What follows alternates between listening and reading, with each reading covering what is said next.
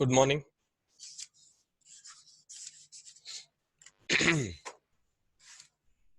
Good morning sir. Morning morning. कल last क्या किया था हम लोगों ने?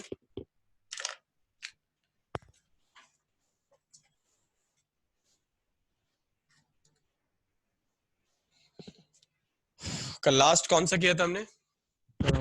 सर सारी डिग्रीज पढ़ी थी और सर आपने कहा था कि मैं एक पेज छुड़वा रहा हूँ तो तुम लोग मुझे याद दिला देना।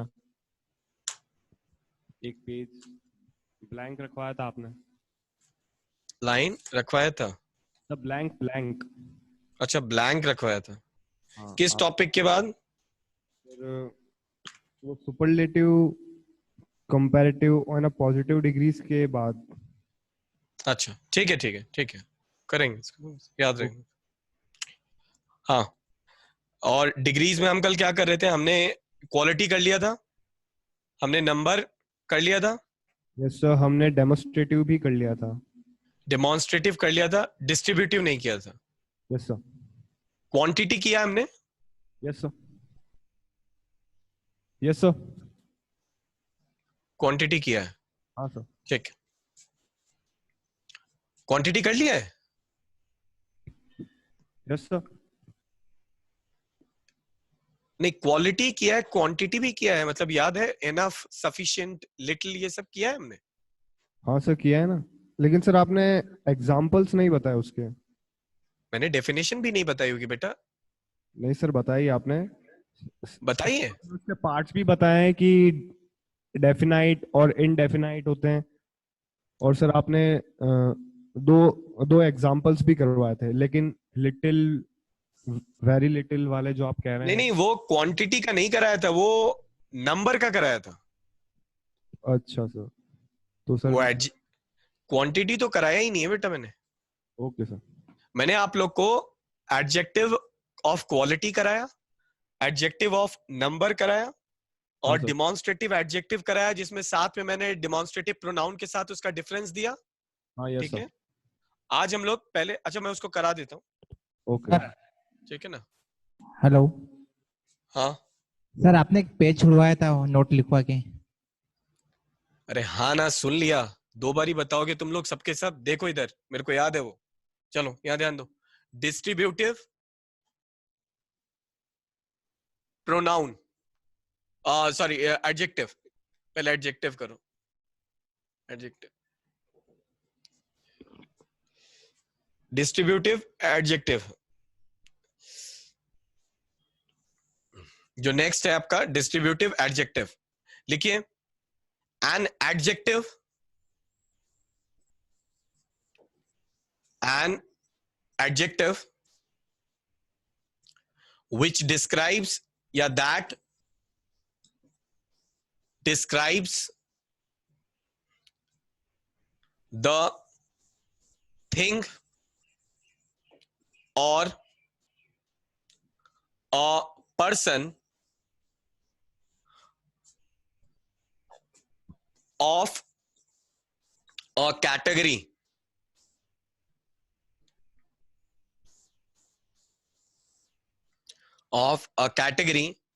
is called distributive adjective.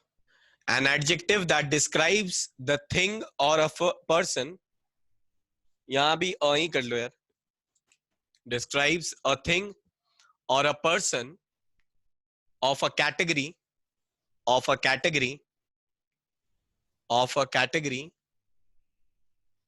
is called distributive adjectives, is called distributive adjectives,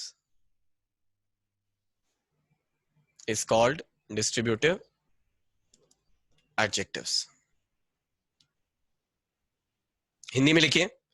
जो विशेषण, जो विशेषण किसी वर्ग या वस्तु, सॉरी, किसी वर्ग की वस्तु, जो विशेषण किसी वर्ग की वस्तु या व्यक्ति को बताने,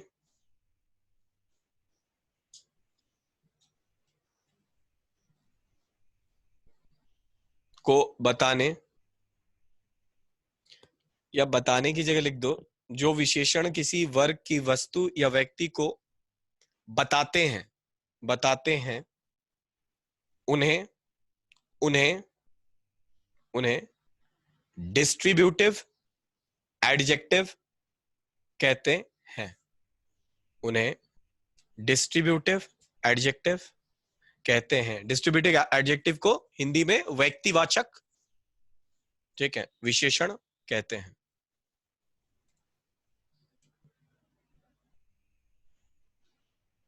ठीक है ना।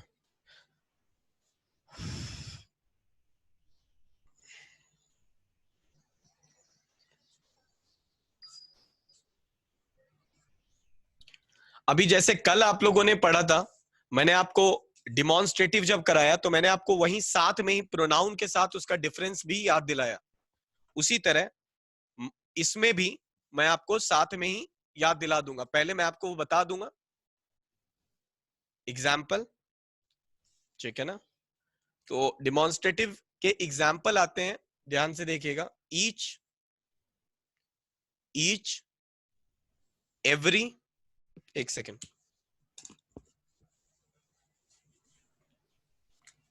ईच एवरी, ठीक है।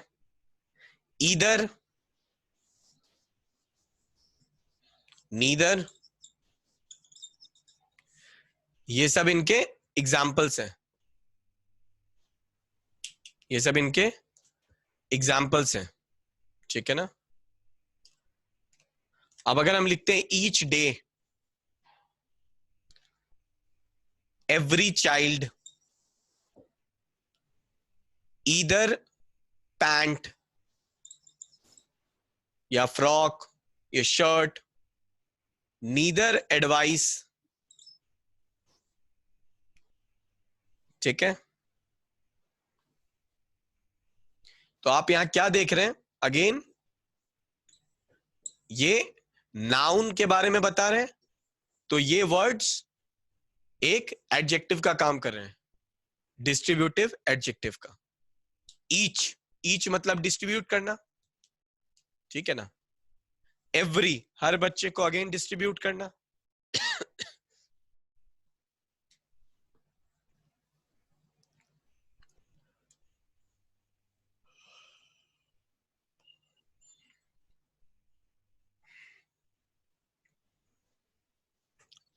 ठीक है। तो अब आप पहले जब इसको लिख लें तो स्टार मार्क करके एक नोट लिखें।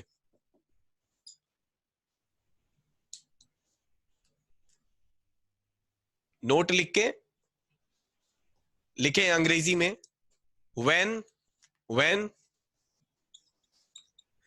these इनको बोल रहा हूं मैं, ये शब्द, these words, when these words take noun, when these words take noun immediately, IMMEDIATELY, when these मतलब ये words take noun immediately, after them, when these words take noun immediately after them, then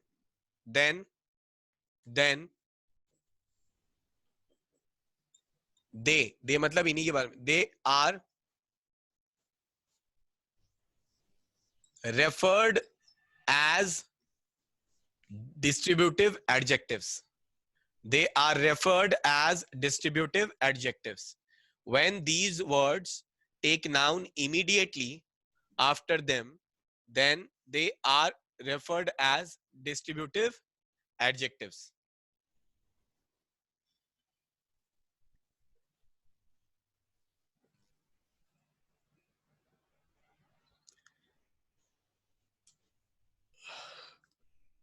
वही ये note का एक भाग है तो इसके ए, अब इसका बी अलग होगा, तो ए लिख लें, उसके बाद बी लिखें। अच्छा पहले हिंदी में लिख लो यार।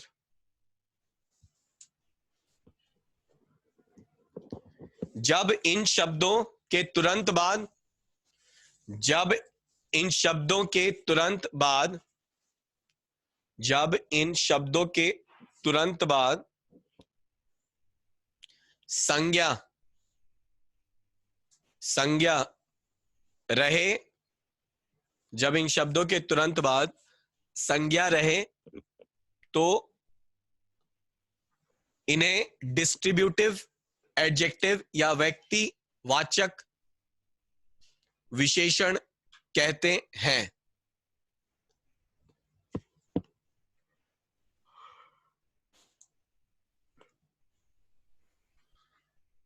व्यक्तिवाचक विशेषण कहते हैं।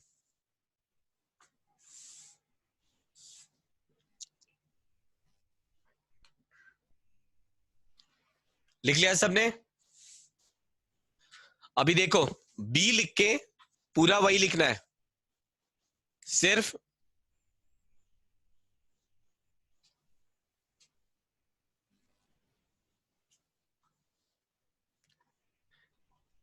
बी लिख के लिखो, व्हेन दीज वर्ड्स, दीज मतलब फिर से यही शब्द, these words take, when these words take any other word, any other word, when these words take any other word immediately after them, immediately after them. अब any other word से मतलब हो गया noun नहीं लेते, क्योंकि इससे पहले a में noun लिखा चुका हूं। immediately after them, then they are referred as, then they are referred as distributive pronoun, then they are referred as distributive pronoun. मैं फिर से बोल रहा हूं, when these words take any other word immediately after them, comma, then they are referred as distributive pronoun. Full stop.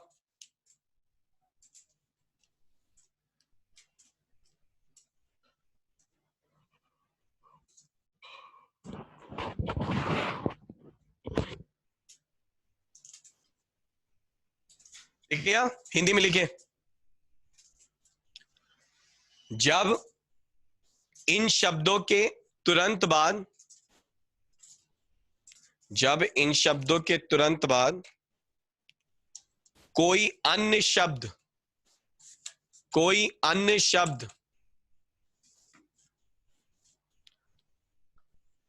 हो तो, कोई अन्य शब्द हो तो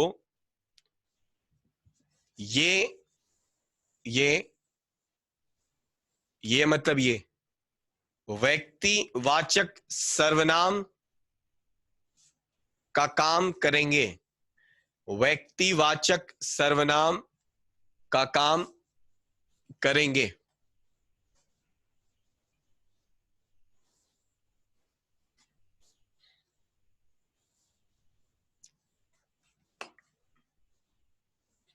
एग्जाम्पल, अब यहां देख लो एक बार, अगर मैं ये लिखता हूं, ईच बॉय,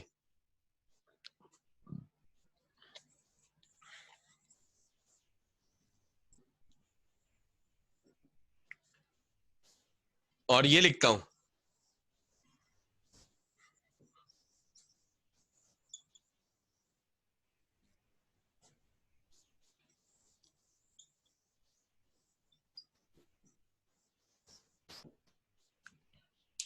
अब each boy takes his seat, each boy took his seat, each of the boys. अब देखो, मैंने बोला कि अगर, पहला क्या था इसका सेक्शन, अगर इन शब्दों के बाद, क्या हो रहा है,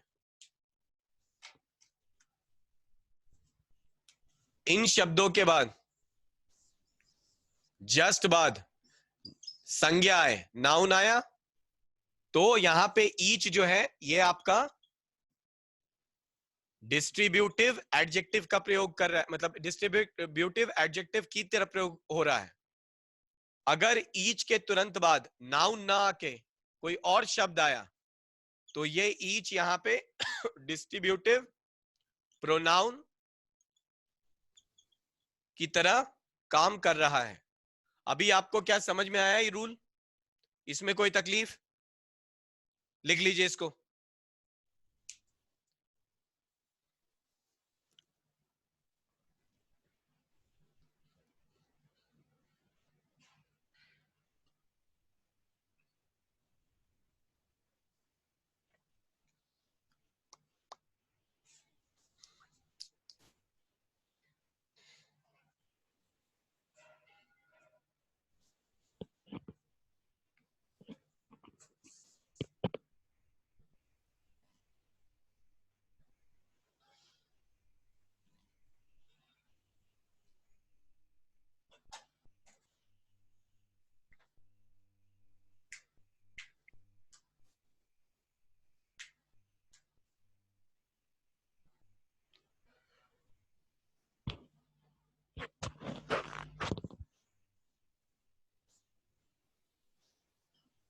लिख लिया? मिटा दूं?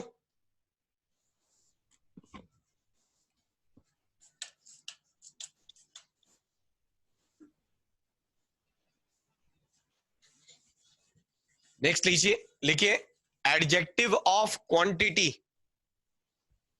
Adjective of quantity.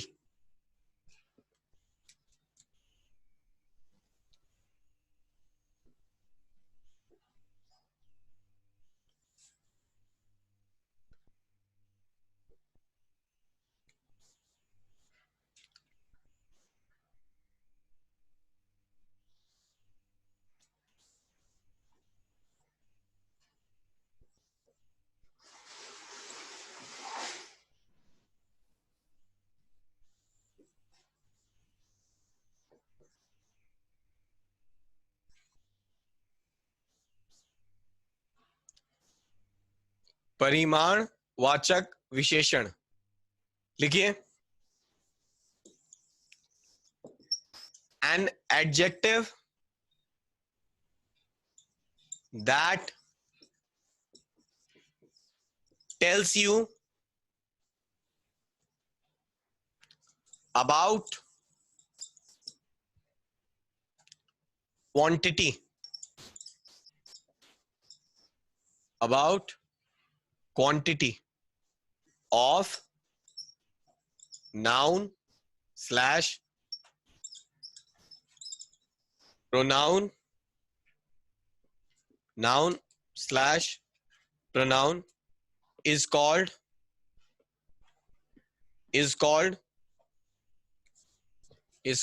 adjective of quantity, is called adjective of quantity.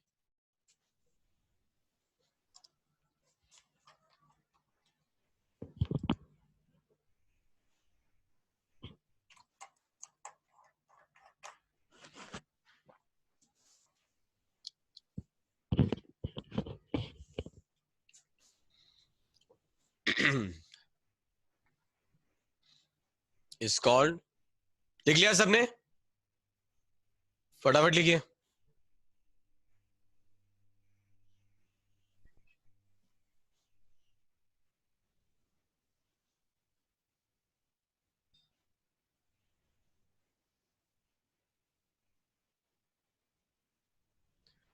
जिस, हिंदी में लिखे, जिस विशेषण से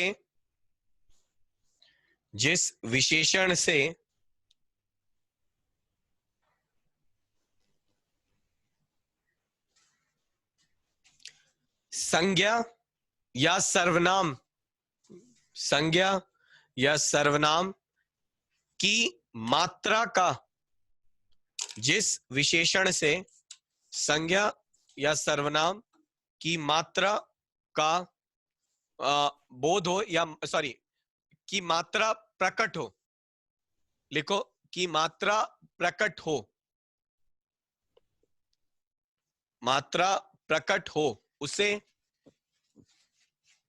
उसे परिमाणवाचक विशेषण कहते हैं।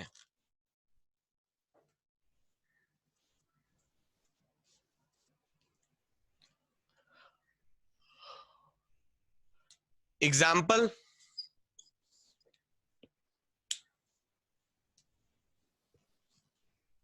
मैंने लिखवाया था कुछ शब्द, उसमें ये शब्द होगा अगर मैं गलत नहीं हूं तो। ये दोनों लिखवाए थे, कुछ और लिख लीजिए। लिटिल, नो, सम, बहुत सारे होते हैं। एनफ, एनफ मतलब बस बहुत हुआ।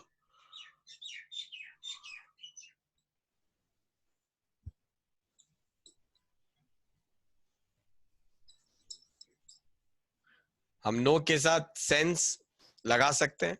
सम sugar, I need some sugar, ठीक है, मुझे थोड़ा चीनी चाहिए। तो यहां पे ये एडजेक्टिव ऑफ क्वांटिटी को रेफर कर रहा है, सम। ये शब्द जो है आपको, ये सारे शब्द एडजेक्टिव ऑफ क्वांटिटी को, क्यों? क्योंकि इसके आगे क्या लग रहा है? नाउन। लिटिल मिल्क,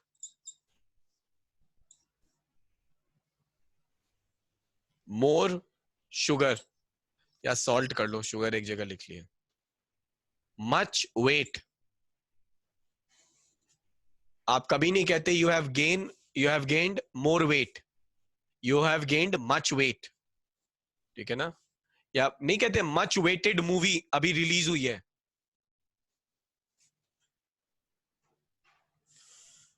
तो मच के साथ हम कुछ भी यूज कर सकते हैं। मैं ये वाला वेट यूज कर रहा हूं। इनफ, बहुत, बस बहुत।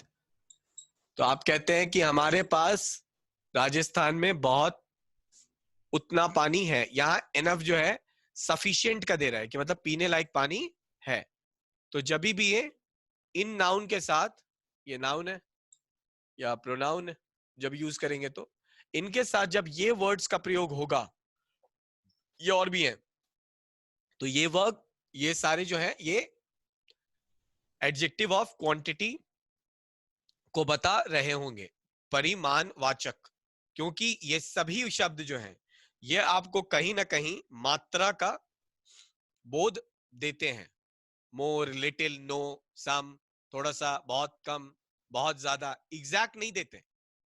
एग्जैक्ट देते तो वो एडजेक्टिव ऑफ नंबर में आता, ठीक है ना? ठीक है। एक लास्ट है, उसको कर लो, उसके बाद सीधा हम लोग प्रेपोजिशन और कंजंक्शंस पे चलेंगे। Interrogative adjective, sorry, possessive adjective. Interrogative is again question mark. पढ़ोगे possessive adjective.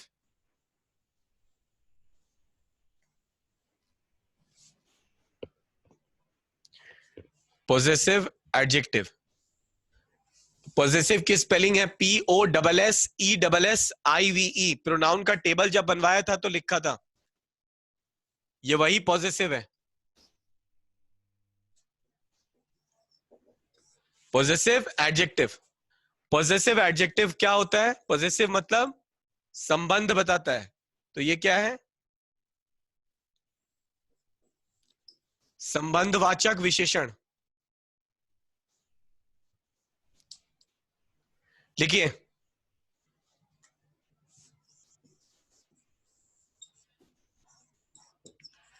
an adjective that points out,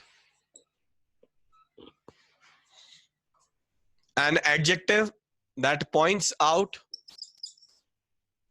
the possession, an adjective that points out the possession is called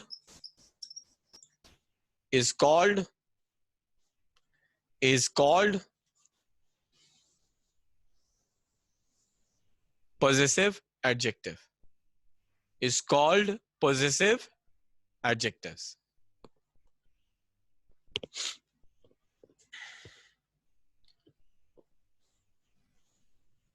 लिख लो तो बता देना।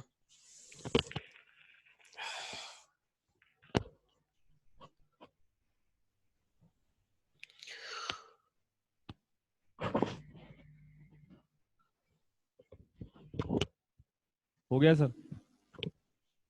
लिख लिया सर। सर लिख लिया हिंदी सर? में लिखो। किसी व्यक्ति अथवा वस्तु के संबंध को बताने, किसी व्यक्ति अथवा वस्तु के संबंध को बताने वाले विशेषण को बताने वाले विशेषण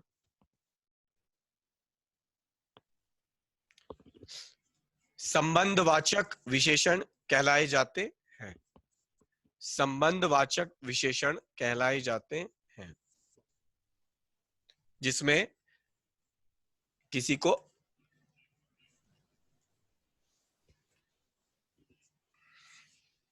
पॉजिटिवनेस दिखती है। ठीक है, जैसे अब आप वो प्रोनाउन का टेबल याद करो। मेरे पापा, माय फादर।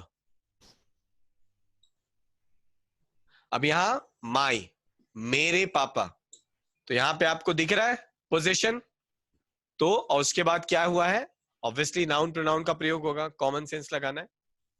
या आवर बुक्स, हमारी किताबें। तो ये आवर जो है आपको, या माई क्या दिखा रहा है, ये दिखा रहा है पोजीशन। तो पोजीशन दिखा रहा है तो ये पॉजिटिव हो गया। अब कौन सा पॉजिटिव है? जी सर, पॉजिटिव एडजेक्टिव है। क्यों है? क्योंकि इसके जस्ट बाद नाउन आ रहा है और नाउन को ये क्वालिफाई कर रहा है।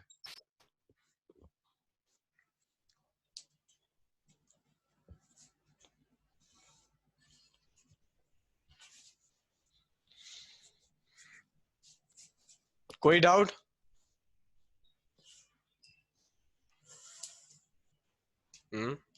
किसी को कोई डाउट?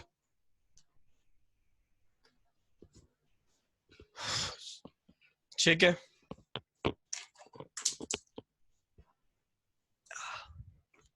एक आखिरी डिफरेंस लिख लो। ठीक है, इसके बाद आपका एडजेक्टिव खत्म हो जाएगा। इंटेरोगेटिव एडजेक्टिव, वो भी मैं इसलिए बता रहा हूं क्योंकि इंटेरोगेटिव एडजेक्टिव फिर वही इंटेरोगेटिव प्रोनाउन से कंफ्यूज हो गए पेपर में। तो लिखिए इंटेरोगेटिव एडजेक्टिव। अब इंटेरोगेटिव शब्द का मतलब ही है question mark.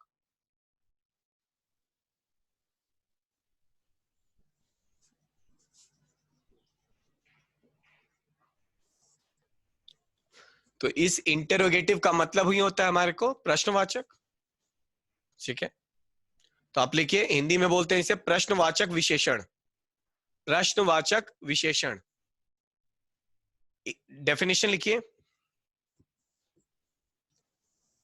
An adjective that asks question, asks question is called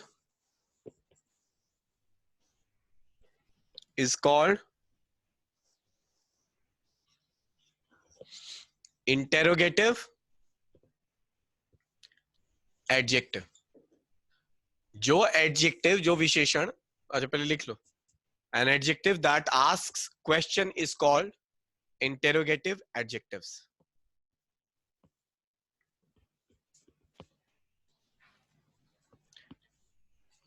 Hindi में लिखिए,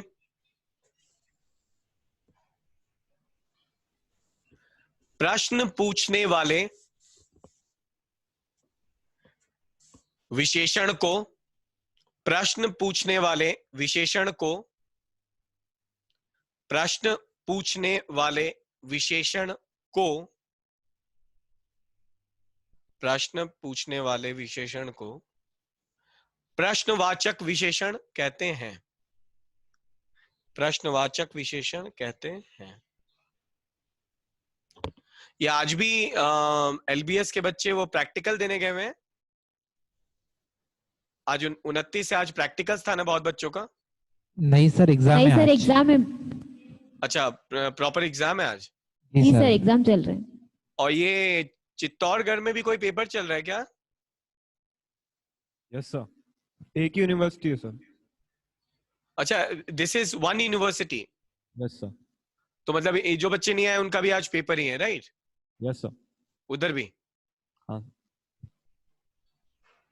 ठीक है। अब देखिए,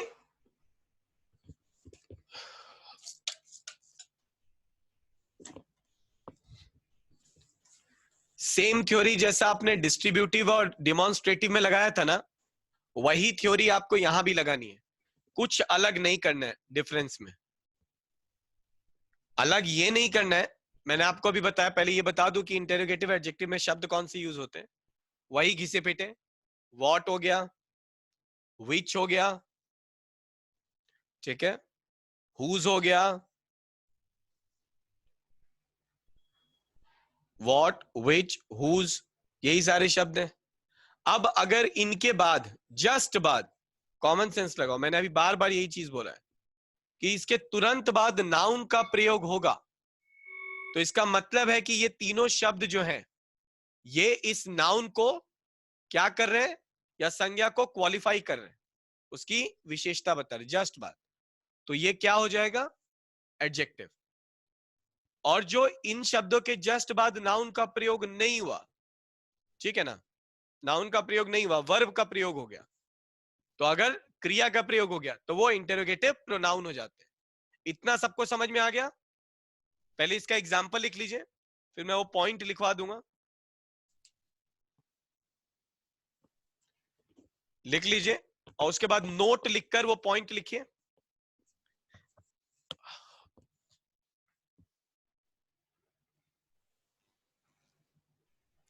लिख लेना तो बता देना।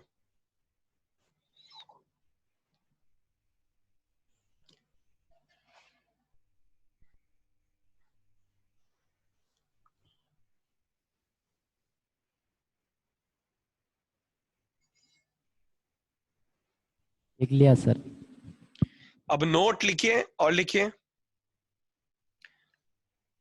when these words, these फिर इन्हीं शब्दों को बोला जाएगा। when these words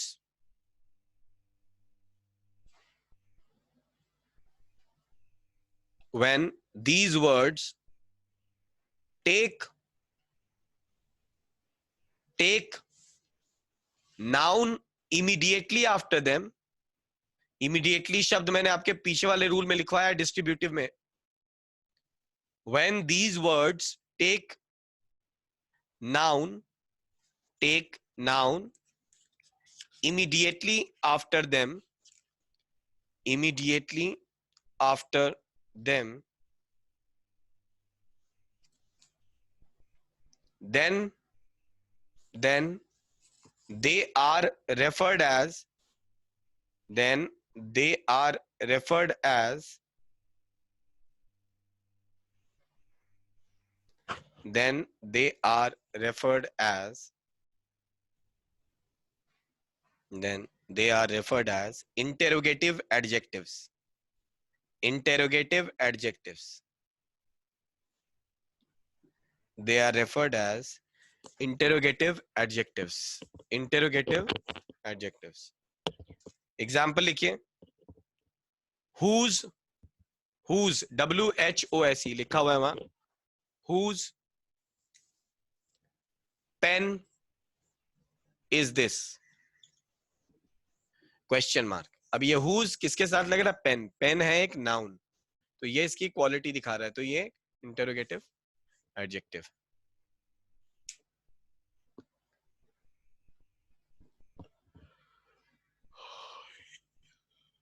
हिंदी में लिख लो, इन शब्द के तुरंत बाद, इन शब्द के, इन शब्दों के तुरंत बाद, इन शब्दों के तुरंत बाद संज्ञा हो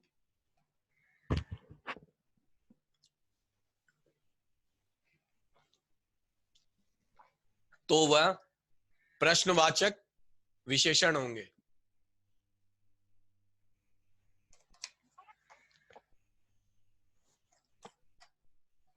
तो वह प्रश्नवाचक विशेषण होंगे।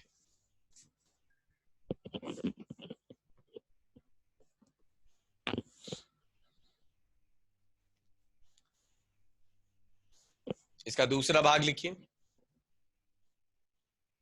If these words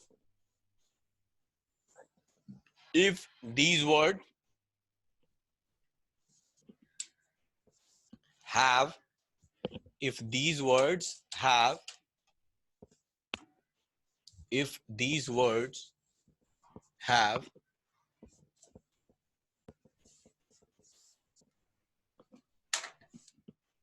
verb if these words have verb after them, kriya, verb, if these words have verb after them then they are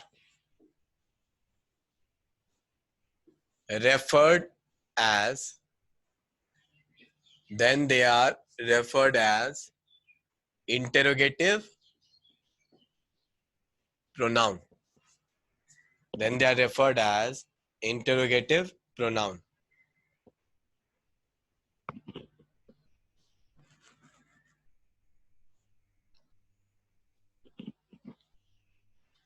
If these words have verb after them, then they are referred as interrogative pronoun. इसमें example लिखिए.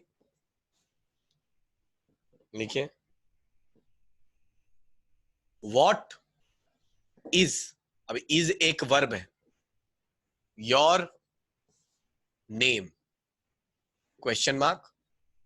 अब यहां पे what जो है वह interrogative pronoun का काम कर रहा है. क्यों? क्योंकि उसके आगे एक वर्ब लगा है. अगर नाउन लगा होता तो ये एडजेक्टिव का काम करता, इंटरोगेटिव एडजेक्टिव का. लिख लीजिए.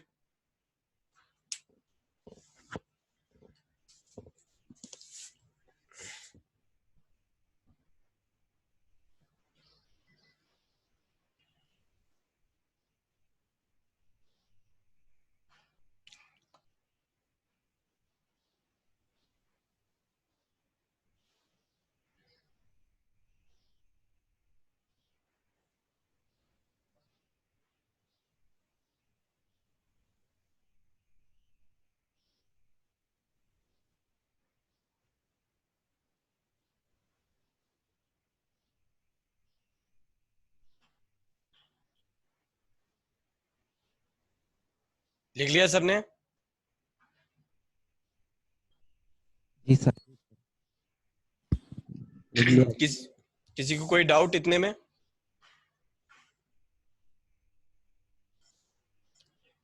अभी तक ये जो हमने पढ़ा है एडजेक्टिव, और इसमें कोई दिक्कत आ रही है प्रोनाउन में? दोनों को समझ पाए आप? मैंने इसीलिए दोनों का कंपैरिजन भी करा दिया है ताकि आपको समझने में और आसानी रहे. ठीक है ना?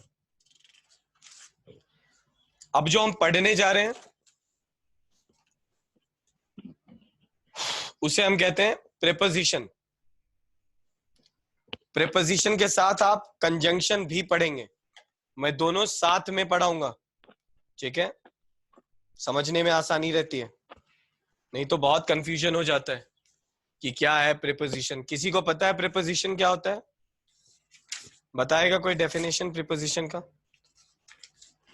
कोई ऐसा है जो मेरा काम थोड़ा सा आसान करना चाहता है? कोई भी? सिर्फ प्रीपोजिशन की डेफिनेशन बतानी है और कुछ नहीं बताना है?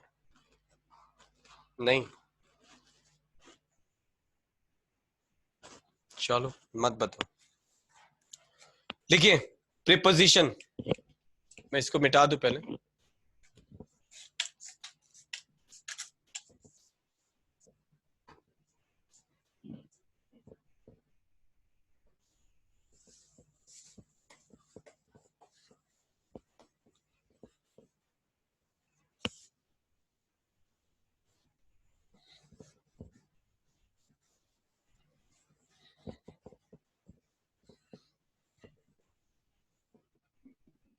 देखिए, लिखना नहीं अभी. देखो,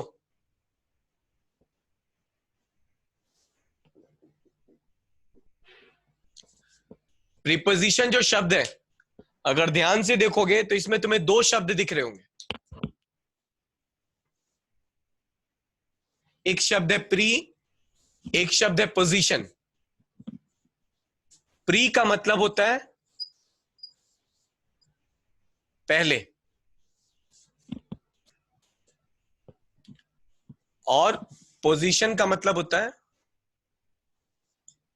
स्थान, मतलब लगाना इस फॉर्म में, ठीक है ना। तो प्रीपोजिशन को आप लगाते हैं। अब सवाल उठता है क्यों,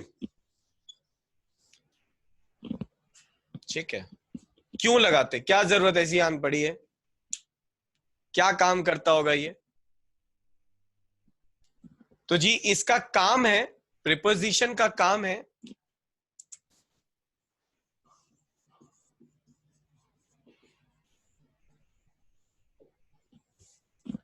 रिलेशनशिप बताना। क्या बताना है? रिलेशनशिप, रिलेशन, रिश्ता, ठीक है। अब जी किसका रिश्ता बताता है?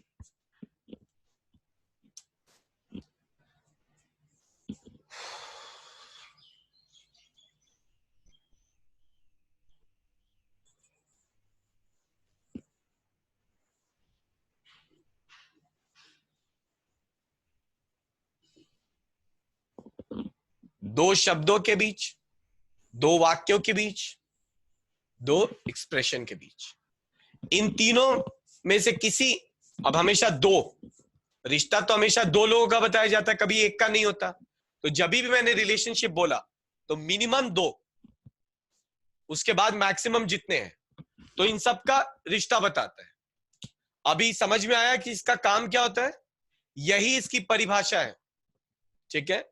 आप किसी भी टॉपिक को तोड़ दोगे और उसका वाई ढूंढोगे ना, यही वाई बाद में व्हाट बनता है। वाई मतलब क्यों, क्यों ढूंढोगे ना तो क्यों में से क्या निकल के आएगा, वही आपकी परिभाषा होती है। तो लिख लीजिए अंग्रेजी में पहले,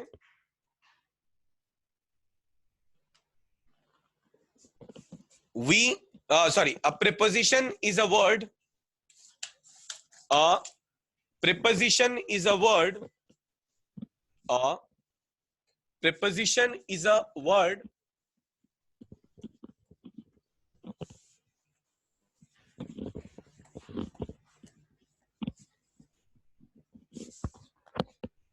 thank you, a preposition is a word or set of words, or set of words, S-E-T, set,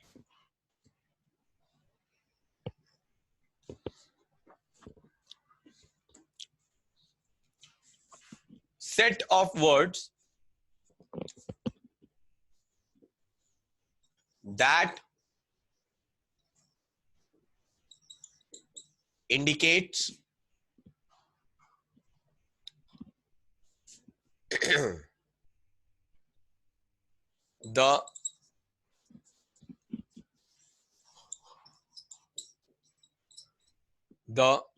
the relation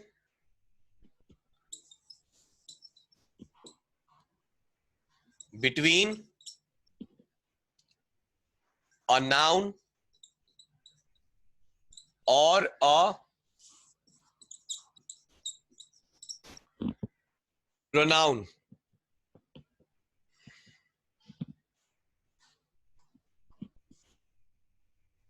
And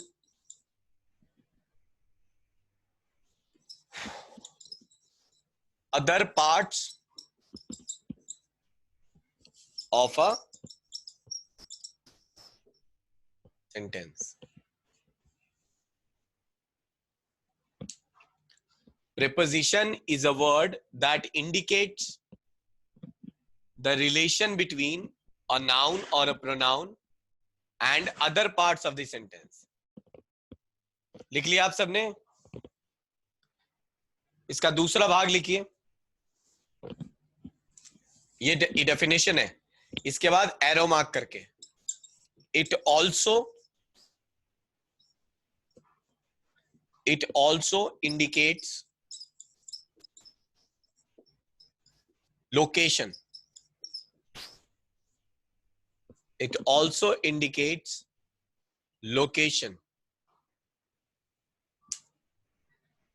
It also indicates location.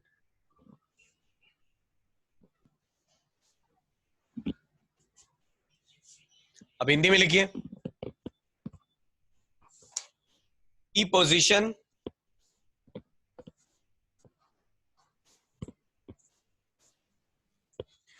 Preposition का प्रयोग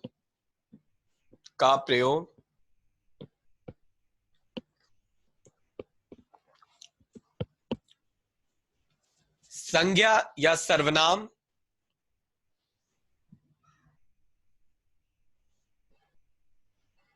संज्ञा व सर्वनाम या अथवा सर्वनाम, सॉरी, संज्ञा अथवा सर्वनाम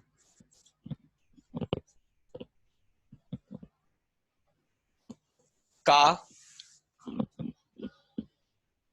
बाकी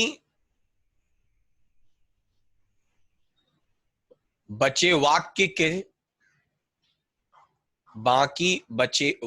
के साथ रिश्ता बताने के लिए होता है। बाकी बचे वाक्य के साथ रिश्ता बताने के लिए होता है। इसका दूसरा भाग जिसमें ये लिखा है इट ऑल्सो इंडिकेट्स लोकेशन, यह हमें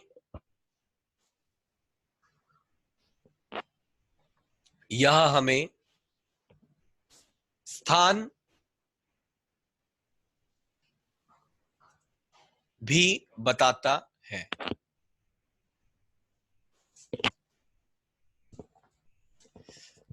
यह हमें स्थान भी बताता है।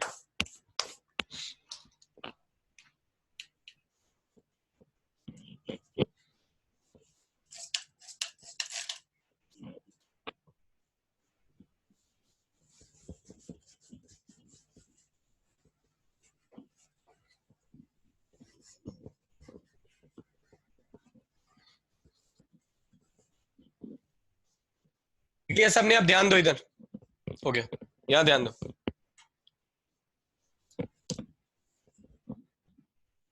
अगर मैं लिखता हूं Maria is sitting on a chair, तो आपने अभी अपने परिभाषा में लिखा है कि सब्जेक्ट यानी कि नाउन प्रोनाउन का पूरे बाकी के साथ बताता है रिश्ता। तो मारिया हमारी नाउन भी है, हमारा सब्जेक्ट भी है। ये है हमारा वर्ब, मेन वर्ब, मतलब ये पूरा वर्ब है, ये ऑब्जेक्ट। अब मारिया बैठी है अपने आप में पूरा सेंटेंस है, कहीं तो बैठी होगी जी। अब एक चेयर है, तो अब मारिया को चेयर से मिलवाना है, तभी तो ये पता लगेगा किस जगह बैठी है। तो मारिया का रिश्ता कहां बैठने से कौन करा रहा है? ये शब्द करा रहा है। ये शब्द है, तो हमें ये पता लग रहा है कि मारिया कहां पे बैठी है या किस चीज पे बैठी है। तो ये आपको यहां पे क्या बता रहा है, बताइए क्या बता रहा है? ऑन लोकेशन, किस चीज पे बैठी है। तो ये ऑन आपका क्या है? प्रीपोजिशन है। ये आपके संज्ञा या सर्वनाम का बाकी पूरे सेंटेंस के साथ रिश्ता बता रहा है। क्या इसको समझने में कोई तकलीफ? नहीं तो लिख लीजिए।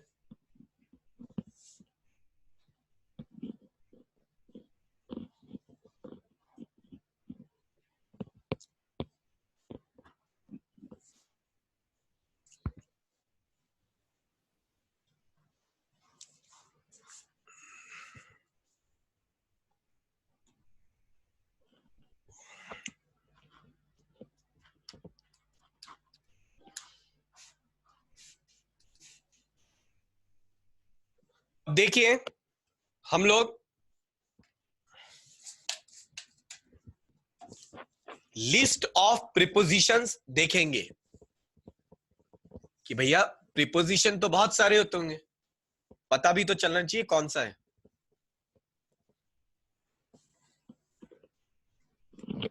ठीक है ना।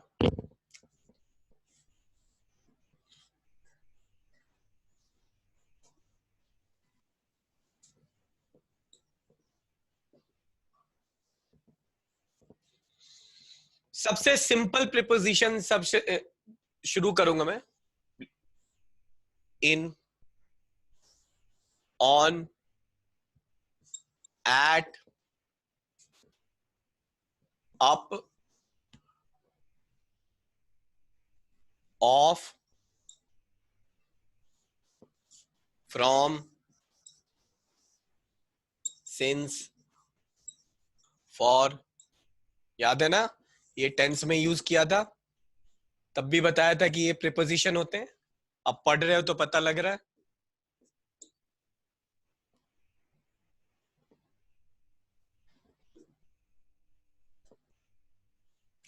ओ double F, of.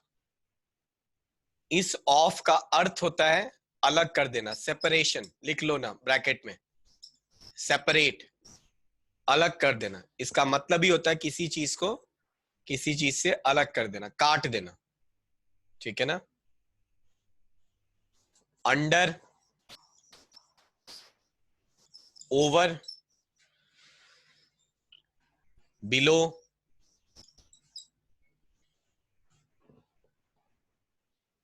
Above,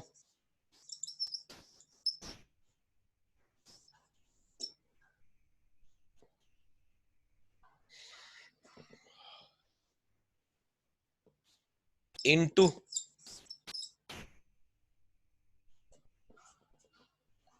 around,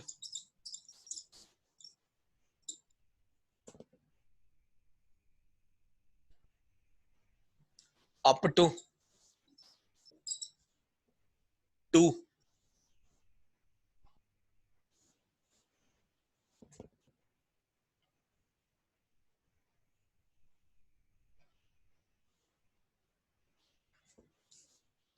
down,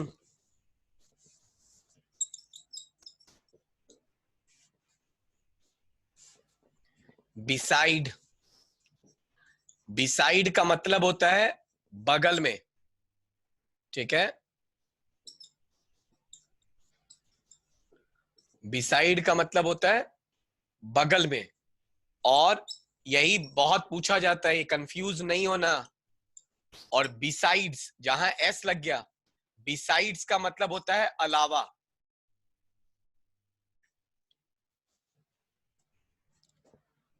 Shweta Radha के बगल में बैठी है, तो Shweta is sitting beside Radha. और अगर मैं कहता हूं इस क्लास में श्वेता के अलावा बाकी सब बैठ सकते हैं, तो मैं कह रहा हूं कि besides Shweta everyone can sit in the class. क्या आपको इनका मतलब समझ आया? मैंने सेंटेंस में प्रयोग करके भी बताया। जब एस लग जाएगा तो अलावा, बिसाइड्स, BESIDES, बिसाइड्स का मतलब होता है अलावा, उसके अलावा, उनके अलावा। ठीक है। और BESIDE, बिसाइड का मतलब होता है बगल में। हाँ, कोई पूछ रहा था क्या कुछ? सबको क्लियर है ये बात? पक्का? ये सारे जितने भी हैं, इसके अलावा और भी हैं। ठीक है ना। तो सारे तो नहीं लिख सकते, बट जितने लिख सकते हैं लिख लेते हैं। ठीक है ना। लिखिए, beneath,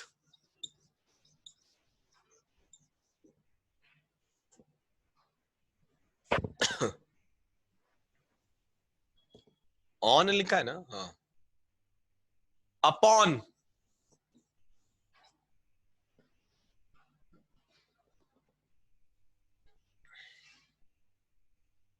एक्सेट्रा एक्सेट्रा। अमूमन जो आपके पेपर में आएगा वो इतने में से ही आएगा, क्योंकि आपको कंफ्यूज करेगा कैसे पेपर में, वही जो मैंने आपको बताया ये देखकर। दूसरा आपको कंफ्यूज करेगा ये देखकर। अभी ऑलरेडी मैंने आपको इसका मतलब बता दिया, ऑफ मतलब काटना, अलग कर देना, दो चीजों को अलग। अब इसका सबसे बेसिक एग्जांपल मैं आपको देता हूं जो आप हर दिन सुनते होंगे। पता है क्या, जब आप क्लासरूम से बाहर निकलो तो बत्ती बंद कर दो, तो आप अंग्रेजी में क्या बोलते हैं? स्विच ऑफ द फैन या स्विच ऑफ द लाइट। यानी कि जैसे ही आपने बटन बंद कर दिया, लाइट का करंट का फ्लो कट गया, बंद हो गया, तो मतलब सेपरेट हो गया, करंट जा ही नहीं पा रहा है, तो वहां ऑफ का होता है। बहुत लोग कहते हैं दीवार से कूद जाओ, जंप ऑफ द वॉल, तो वो वॉल पे खड़ा है, वहां से जंप किया तो वहां से कट गया, अलग हो गया। अभी समझ में आया ऑफ का मतलब? OFF। अरे आया कि नहीं? ऐसे उठा दो अगर बोल नहीं पा रहे तो। यस सर, आ गया। और सिंगल ऑफ का क्या मतलब होता है?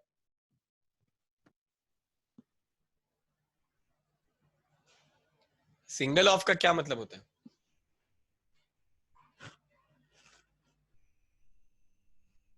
बताओ भाई।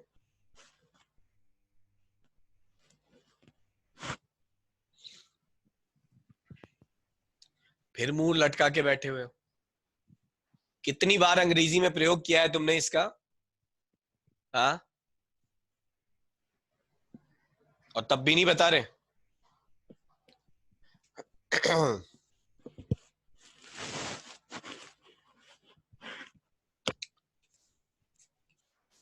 एक और शब्द लिख लो,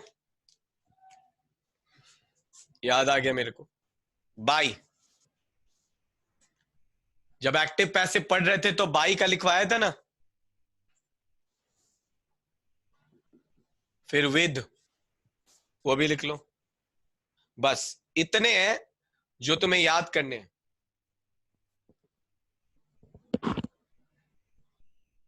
एक और छूटा है क्या? अगर वो छूट गया है तो मुझे लिखना पड़ेगा, क्योंकि वो भी पूछा जाता है। इनटू लिख दिया था आपने? इनटू लिख दिया था, यस सर। साथ में लिख देता हूं। हाँ मतलब लिखा हुआ है, ठीक है।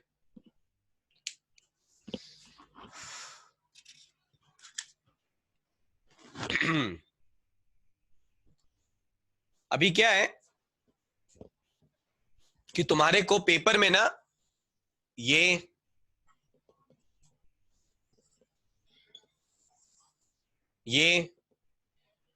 कंफ्यूजन जिसमें होगा, ठीक है ना, ये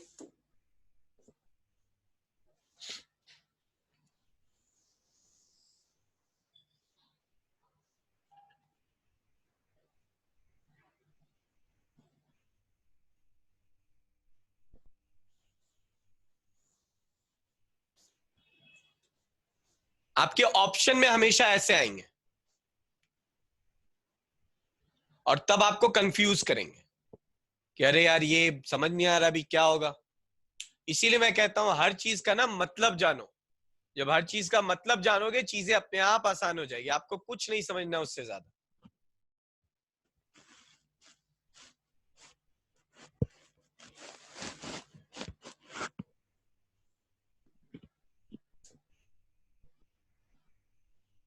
ये लिख लिया आप सबने? मैं मिटा दूं इसको? Yes sir. जी सर। जी।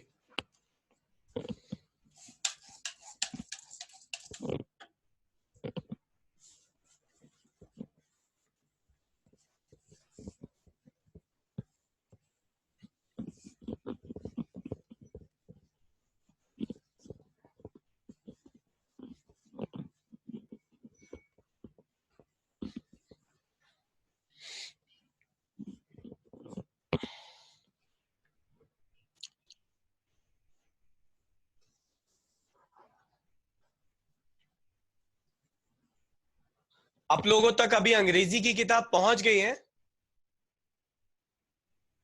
नहीं सर। नहीं सर। ये सब पहुंच चुकी है। Yes sir. कहाँ पे पहुंची है? चित्तौड़ अनौर में, चित्तौड़ में। आप लोगों तक भी पहुंच जाएगी। सिनोनिम एंटोनिम आप लोग लर्न करना शुरू कर दीजिए। मैंने आपको ये बात बहुत पहले भी बताई हुई है। क्या आप लोग डेली 5-5 सिनोनिम एंटोनिम और वर्ड मीनिंग लर्न कर रहे हैं? अब ये मत कहना आज पहली बार ही बोल रहा हूं क्लास में। मैं पहले भी बता चुका हूं, करीब 500 से 600 हैं। अब मैं पेपर नहीं बनाता बेटा, कभी कोई भी यूज हो सकता है। मैं आपको सिर्फ ये बता सकता हूं उसमें से कि पिछले 10 साल या पिछले जितने सालों में जो 150 या 200 हैं वो बार बार यूज हुए हैं कि नहीं। बट मैंने आपको जैसा कहा, पटवारी का पेपर 4 साल बाद शुरू हुआ है, तो वो भी नए शब्दों का प्रयोग करेंगे। ठीक है, तो अगर आप लर्निंग नहीं करोगे, आपके कोर्स का 2 सबसे इंपॉर्टेंट हिस्सा है, एक है एंटोनिम सिनोनिम, दूसरा है वर्ड मीनिंग। अगर आप वो नहीं करोगे तो क्या फायदा। और जिस तरह से शांत बैठे हो उस तरह से मुझे पता है कि आप में से कोई नहीं कर रहा। अब वो थोड़ी ना मैं तुम्हारे लिए लर्न करूंगा। आप लोग प्लीज उसको लर्न करना शुरू कर दीजिए। जहां किताब पहुंच गई है, मैंने उस किताब में जो ऐसे जेन्युइनली क्या होता है, अंग्रेजी का शब्द अंग्रेजी के मीनिंग में होता है, उसमें अंग्रेजी का कोई शब्द है उसका हिंदी मीनिंग भी दिया है कि आपको समझ में आए कि उसका मतलब क्या होता है, कि आपके लिए आसानी हो जाए। तो प्लीज जिन तक पहुंच गई है वो उसको लर्न करना शुरू कर दें। आप लोग सिर्फ अपना समय जाया करेंगे नहीं करके, मेरा कुछ नहीं जाएगा। मैं बार बार बता रहा हूं, मेरा तो काम खत्म हो जाएगा पढ़ा देने का, आपको समझा देने का मेरा काम हो गया। पेपर मैंने नहीं देना है, लेकिन आपको देना है।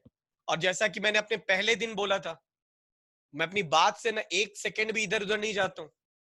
मैंने अपनी ओरिएंटेशन क्लास, जो आपकी डेमो क्लास होती है, मुझे नहीं पता कितने बच्चे आए थे, मैंने उनको बार बार ये बात बोली थी कि प्लीज लर्न करो, बिकॉज कोशिश करो अपने पहले अटेम्प्ट में निकाल देने की। सबसे ज्यादा पढ़े लिखे आप अपने पहले अटेम्प्ट में होते हो। दूसरा अटेम्प्ट में आपका पेशेंस बन चुका होता है, फिर तो हो गया। तो जिन्होंने पेपर नहीं दिया है, इस साल नहीं देना है, उनके लिए अगला साल पहला अटेम्प्ट है। ऐसा यूज करो अपना पहला साल की फर्स्ट टाइम ही निकाल लो। जिस नौकरी को आप पहली बार लेकर अपने घर का पैसा बचा सकते हैं और वहां से सैलरी उठा सकते हैं, उसको 5 साल तक करके अपने पैसे का, घर का पैसा गंवाना और 5 साल तक अपने आप को यातना देना क्यों। पहला attempt is the best attempt बेटा। मैंने उस दिन भी एक लाइन बोली थी, अपने पेपर्स को 10वीं की परीक्षा लो। आप सबसे ज्यादा मेहनत 10वीं की परीक्षा में करते हैं क्योंकि वो जिंदगी का पहला पब्लिक एग्जाम होता है आपका। आपने कभी पूरे भारत के साथ कंपीट नहीं किया होता है, वो पहला एग्जाम होता है। आप अपने स्टेट, अपने राज्य और अपने देश के साथ कंपीट करते हैं। वैसे ही लेकर आप इसको भी लो। एक एक डे बाय डे नौकरी कम होती जाएगी और आपकी उम्र बढ़ती जाएगी, तो आपके ऊपर प्रेशर बढ़ेगा और काम कम होता जाएगा। और ये मैं आपको बता दे रहा हूं, रिस्पॉन्स ऐसे ही वर्क करता है जीवन। आप ऐसे ही करते करते बूढ़े हो जाओगे एक दिन और फिर अपने आप को पीछे मुड़ के सोचोगे काश मैंने वो किया होता उस दिन। हो सकता है आज बैठ के वहां पे आपको लग रहा हो मैं लेक्चर दे रहा हूं, क्योंकि कहीं कभी मैं वहां बैठा था तो मुझे लग रहा था शायद लेक्चर दे रहा हो, बट ये गलत है। आप दूसरों, मैं आपके सामने एग्जाम्पल हूं, आप सीखो।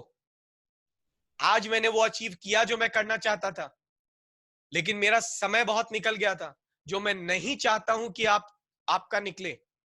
मुझे नहीं पता अमूमन आपकी एज क्या है, बट मैं अज्यूम कर सकता हूं कि 20-22 साल होगी, मैक्सिमम 22 होगी, अभी तक 30 के नहीं हुए होंगे। तो आपके पास बहुत सारी अपॉर्चुनिटी है। लोग आपको बोलेंगे धीरज रखो, ये क्यों रखो धीरज, आज नॉलेज है आज ले लो, आगे का क्या पता हमें, कल 1 साल बाद फिर चेंज कर दे कोई पैटर्न, कोई कुछ हो जाए। तो आप आज के लिए मेहनत कर रहे हो, आप इसी साल जितने लोगों ने भरा है आप प्लीज मेहनत करो। मैं बार बार बोल रहा हूँ, दोबारा कोई बोलने भी नहीं आएगा, किसी को कोई फर्क नहीं पड़ता। एक दिन आपका काम हो गया मैं चला जाऊंगा, मेरे पास आपकी जगह कोई दूसरा बैच होगा, मैं शायद उसको भी यही सेम लेक्चर दे रहा हूँ, लेकिन मैं आपको दोबारा ये लेक्चर देने नहीं आऊंगा, क्योंकि आपका काम मेरे से सिर्फ पढ़ना है। वो पढ़ लेंगे तो आप चले जाएंगे, तब शायद आपको वो गाइडेंस ना मिले। इसलिए मैं आपसे रिक्वेस्ट कर रहा हूं, प्लीज फोकस रहिए। वर्ड मीनिंग्स और सिनोनिम 5-5 डेली बहुत है, 5-5 करिए और उसको डेली यूज कीजिए। टेंसेस पढ़ा है, सेंटेंसेस बनाकर यूज कीजिए, आपके बहुत काम आएगा। ठीक है, हम लोग वापस आते हैं। अभी पेन रख दो। अब अभी तुमने इतने सारे चीजें लिख ली हैं, इतने शब्द लिख लिए हैं। अब हम देखेंगे जिन जिन में कंफ्यूजन होता है या जो जो इंपॉर्टेंट है उनको यूज कहां करते हैं। तो सबसे पहले इन और इनटू, इन और इनटू। इन का यूज जो है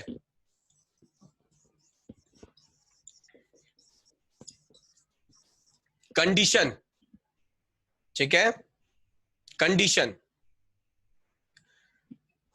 कंडीशन बताने के लिए करते हैं। ये कंडीशन यहां पे अवस्था बताती है। कंडीशन का मतलब यहां पे क्या है, अवस्था, किस अवस्था में है। अगर मैं लिखता हूं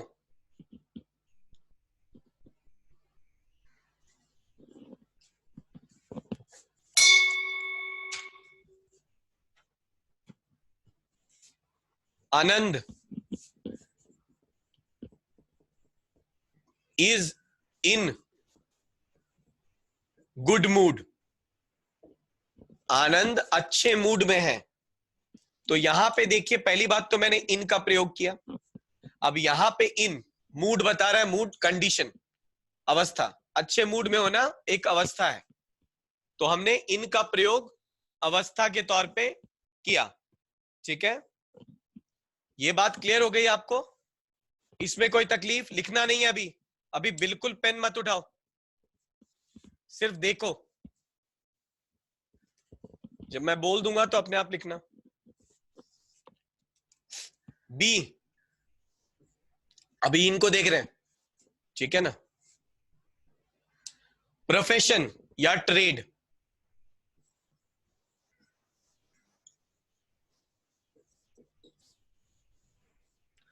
प्रोफेशन या ट्रेड मतलब व्यवसाय या पेशा, या पेशा ऐसे लिखते हैं, पेशा ठीक है ना, पेशा, ठीक है, ये बताने के लिए प्रयोग किया जाता है। माय ब्रदर, या माय ब्रदर नहीं, राधा, राधा, ठीक है, is in the Indian railways. अब Radha is in the Indian railways, यहां पे इज नौकरी बता रहा है, क्या काम करती है राधा, ठीक है, तो इसके भी काम में आते हैं। यहां भी आप इनका प्रयोग करते हैं, मतलब आप कंडीशन बताने के लिए इनका प्रयोग करते हैं, प्रोफेशन और ट्रेड बताने के लिए इनका प्रयोग करते हैं। इन दोनों रूल्स में कोई डाउट, क्या इन दोनों में कोई तकलीफ किसी को नहीं है तो फटाफट लिखिए इसको, जल्दी।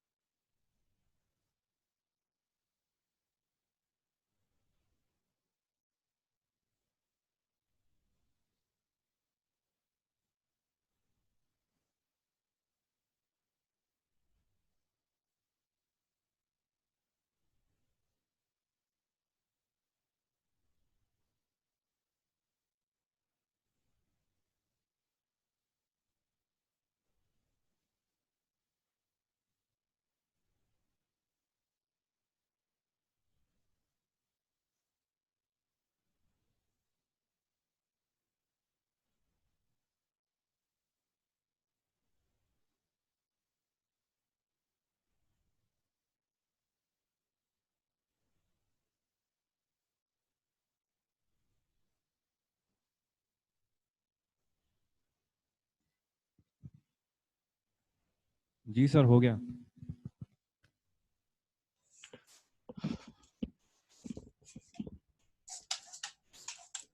या सर।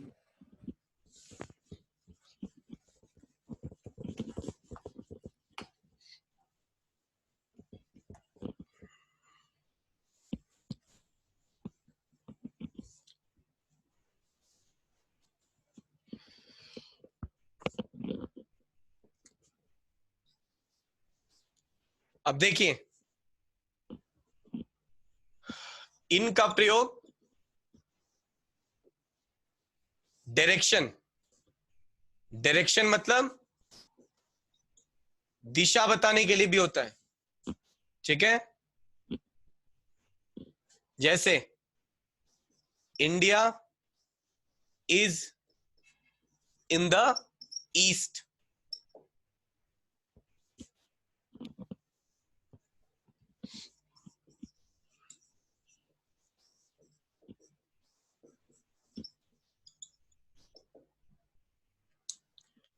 अब यहां देखिए, यहां पे भी हमने इन का प्रयोग किया, और ये क्या रेफर कर रहे हैं?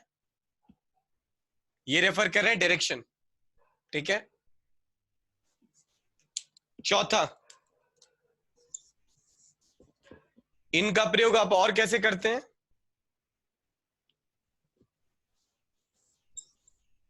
पीरियड ऑफ टाइम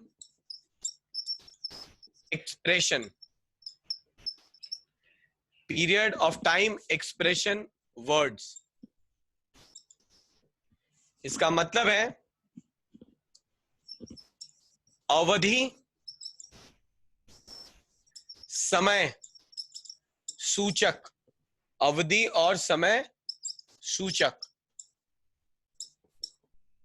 ठीक है, शब्दों से पहले होगा, अवधि या समय सूचक शब्दों से पहले हम इसका प्रयोग करेंगे। अब एग्जाम्पल, जैसे हम लिखते हैं बिफोर, बिफोर जैसे जनवरी, जुलाई, इन सब से पहले। तो पहले आप ये लिख लो, इसको मुझे पार्ट बाय पार्ट आपको लिखवाना होगा, तो फटाफट इसको कंप्लीट कर लो, फिर मैं मिटाकर इसको लिखवाता हूं।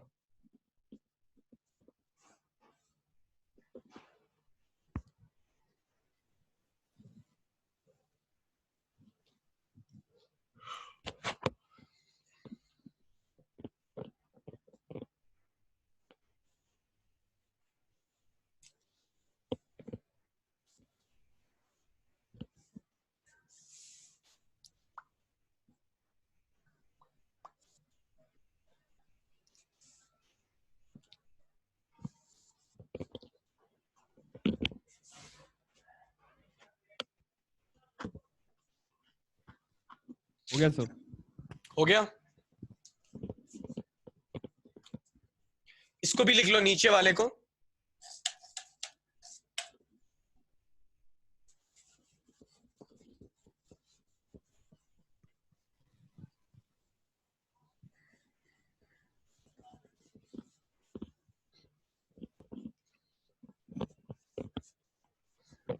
लिया, इसको भी मिटा दूं?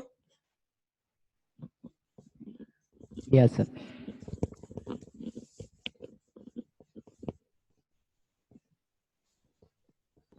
ये जो अभी नीचे रूल लिखा है था ना, ये उसी का है, ये उसी को एक्सप्लेन कर रहा है, ठीक है ना।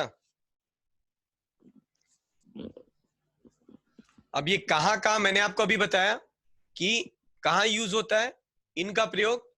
Use of period of time expression, अवधि या समय सूचक शब्दों से पहले होता है, से पहले, ठीक है। अब इसमें वो कहां कहां है, सबसे फर्स्ट जो आप लिखोगे, ठीक है, वो है before the name of months. वो अवधि और वो समय जो है वो ये है, before the name of month. Example, in जुलाई, इन सितंबर, ठीक है। दूसरा, बिफोर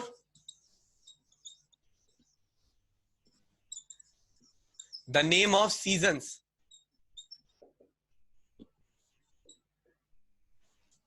अब सीजन क्या है, ये महीना हो गया, ये ऋतु, ठीक है।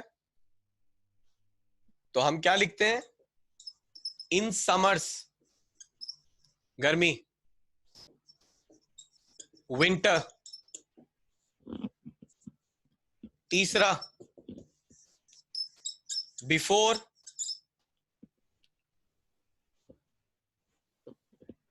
The name of year,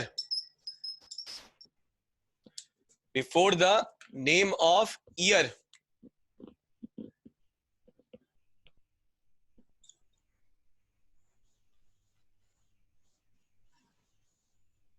example,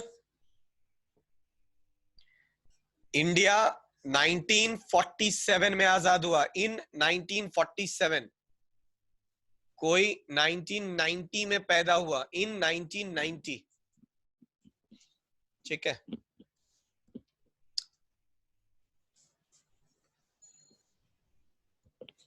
तीन हो गया ना। चौथा, before name, before name of era, name of era, name of era, या एज। एज ये उम्र वाला नहीं, ठीक है ना, युग, यहां पे युग की बात हो रही है, ठीक है ना, किस युग में। तो वहां पे उनसे पहले लगता है, जैसे मैं कहता हूं इन गांधीयन एरा, गांधी के समय में, गांधीयन एरा, इन गांधीयन एरा, ठीक है। या इन द विक्टोरियन, हमारे ऊपर विक्टोरिया रूल करती थी, विक्टोरियन एज। तो युगों से पहले भी इनका यूज होता है, ठीक है। तो आप ये सब जगह देखिए, जो भी हमने सीजन्स, मंथ्स, ईयर्स, एरा या एज, इन सभी जगह इनका यूज हुआ है। प्लीज लिख लीजिए।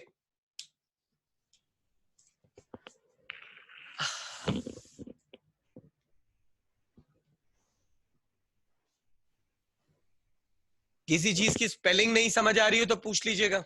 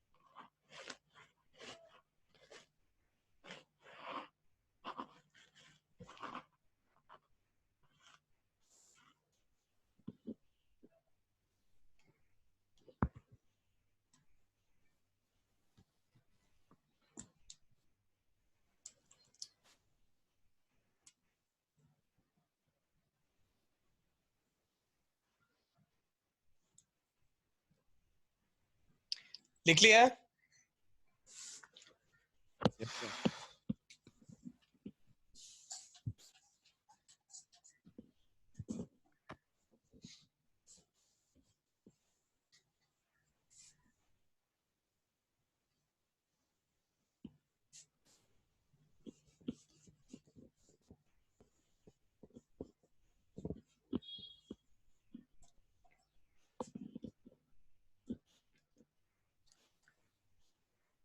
अभी तक हमने 4 रूल्स पढ़े जिसमें इन का यूज हुआ है, चौथे वाले में 4 पार्ट्स पढ़े हैं, यही किया है ना? 5वां जहां पे इन का प्रयोग होगा। अब बिफोर सर्टन वर्ड्स, कुछ ऐसे शब्द हैं जिनके पहले हमेशा इन का प्रयोग होता है। अब वो शब्द आप लिख लें।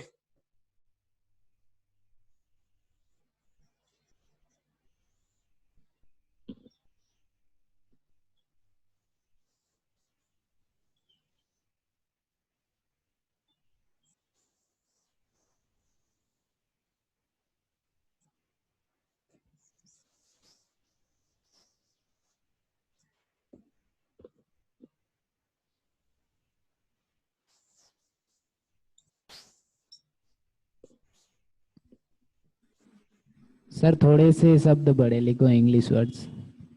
क्या? सर थोड़े बड़े लिखो, यूं एलबीएस कॉलेज में दिखाई नहीं दे रहा, क्लियर नहीं दिखाई रहे।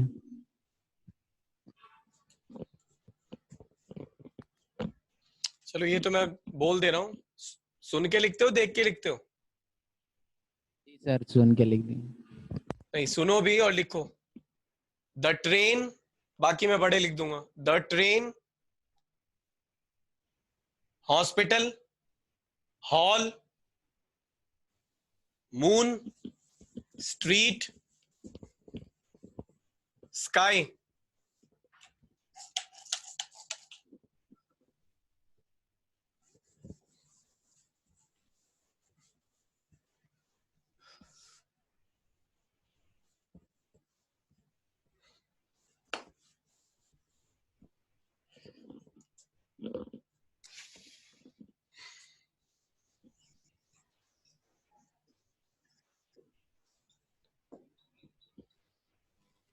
कंटिन्यू है ये।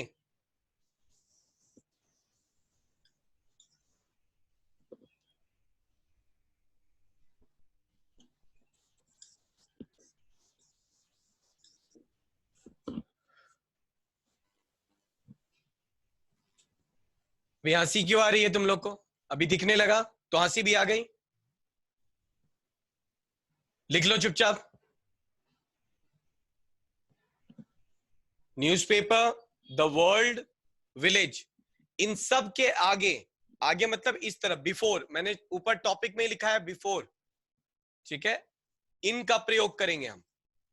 इन द विलेज या इन a village, in a newspaper या इन द न्यूज़पेपर। तो आप देख रहे हैं इन का प्रयोग हो रहा है, ठीक है? अगर हम इसका एग्जाम्पल लिखते हैं तो हम लिखेंगे there are 50 patients in the hospital।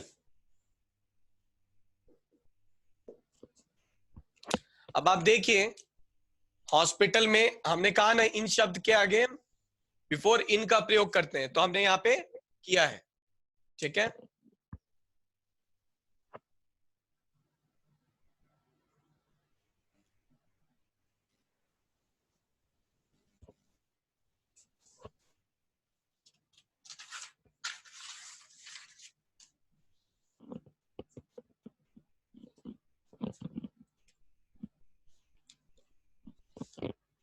Next rule, 6th,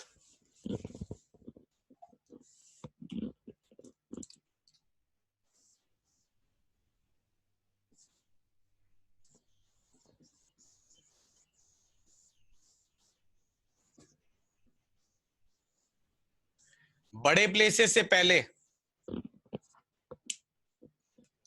बड़े प्लेसेस में क्या आ सकता है? कंट्री, जगह, कंट्री, कॉन्टिनेंट, कोई सिटी,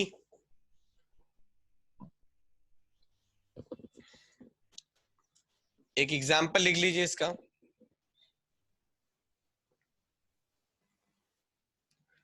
प्राची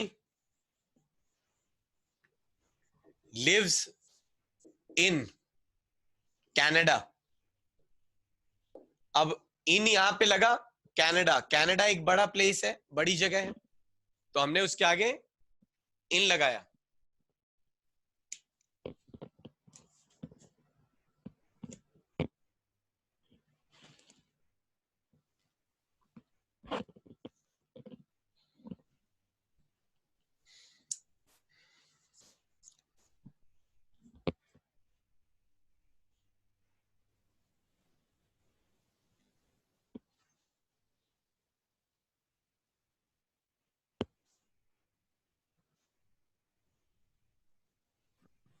लिख लिया।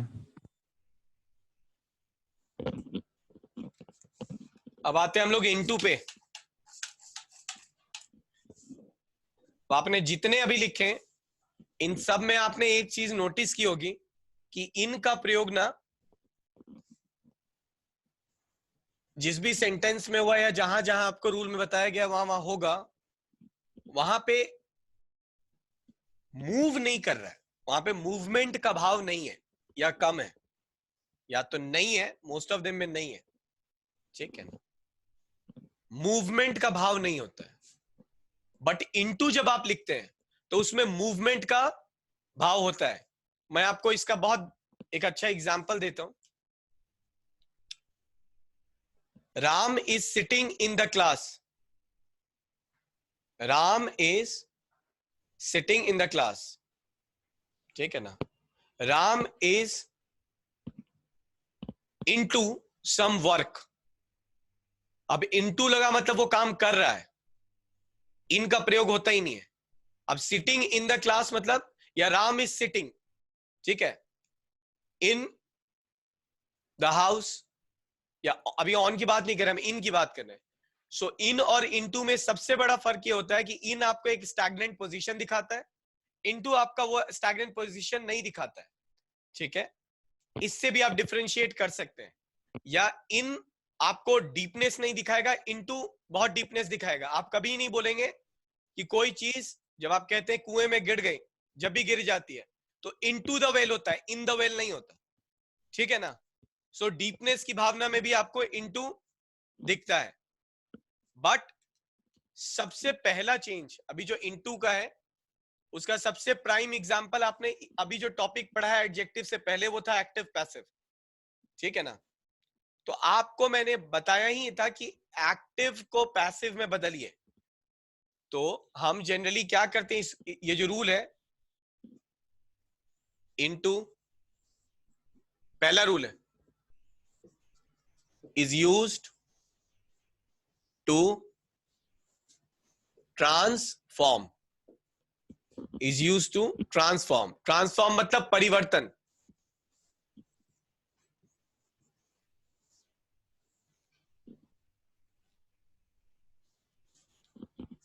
परिवर्तन लाने के लिए या किसी चीज को परिवर्तित करने के लिए। अब इसका एग्जाम्पल मैं लिखता हूं, change the sentences into passive voice. अब आप एक्टिव से पैसिव में, हमने पढ़ा एक्टिव पैसिव, जब आप कोई सेंटेंस चेंज करते हैं तो वो पूरा का पूरा ट्रांसफॉर्म होता है रिप्रेजेंटेशन में। तो जब भी परिवर्तन की भावना आएगी किसी सेंटेंस में, वहां पे हम इनटू का प्रयोग करेंगे। ये इसका पहला रूल है, ठीक है। दूसरा, इनटू का प्रयोग जो है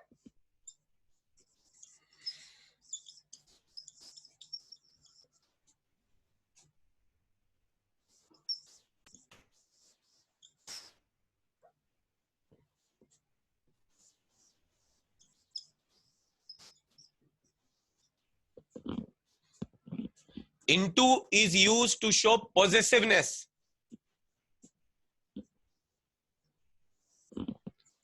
अब possessiveness का हमने मतलब पढ़ा है अपनापन. अभी अगर तुम लोग लिखोगे तो मैं यहीं पे बंद कर दूंगा इसको, या ध्यान दो अभी पूरा कंप्लीट भी नहीं हुआ ये. पॉजिटिवनेस का तुम लोगों ने मतलब पढ़ा है अपनापन. यहां पे अपनापन का सेंस नहीं है आप ही के डोमेन में. मतलब आप उसको पोजेस नहीं करते हैं. ऐसी चीजें आदमी पोजेस नहीं करना चाहता है. जैसे अगर मैंने एक सेंटेंस बोला, the police inquired into the case. The police inquired into the case. अब इनटू यहां पॉजिटिवनेस ही दिखाया पुलिस का, कि उस केस को जो है कोई सेट ऑफ पुलिस उस केस पे काम कर रही है, बट वो उसका अपना घर की तरह नहीं है. मैं बार बार बोल रहा हूं, यहां पॉजिटिवनेस जो है आपका अपनापन बहुत पॉजिटिव चीजों के लिए नहीं दिखाती है, कि घर मेरा, भाई मेरा, वो पोजीशन नहीं दिखा रहा है. अब अगर मैं कह रहा हूं केस, तो केस तुम्हारा होगा. कोई लेना चाहता है कि मेरा केस हो? नहीं ना चाहता है. तो इसका मतलब अपनापन ही रहता है, सिर्फ लिखने में बदल जाता है. तो जब भी अर्थ में का, की, के का वैल्यू हो जो कि पॉजिटिवनेस दिखा रहा हो, अपनापन दिखा रहा हो, तो उसे आप इस शब्द से रिप्रेजेंट करेंगे. जैसे कि मैंने आपको अभी बताया, the police inquired into the case. इसका एग्जांपल ऊपर लिख रहा हूं.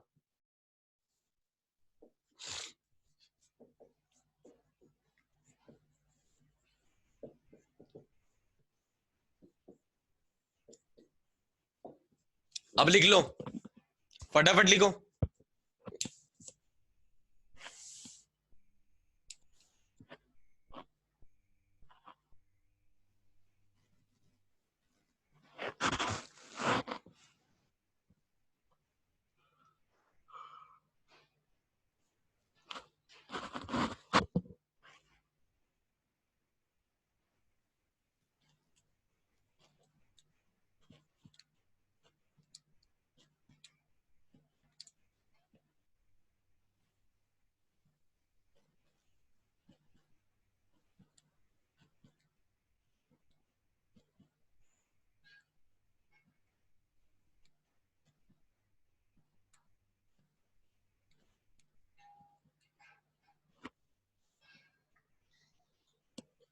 लिख लिया?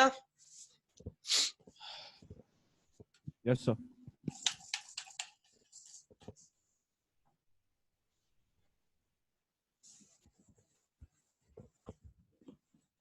अब जो रूल हम लिख रहे हैं, ये रूल मैं आपको अभी बताया, ऑलरेडी बता चुका हूं, सिर्फ उसको लिखवा रहा हूं. लिखिए, into is used, into is used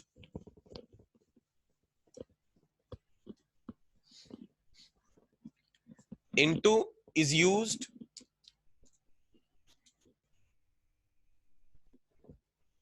to refer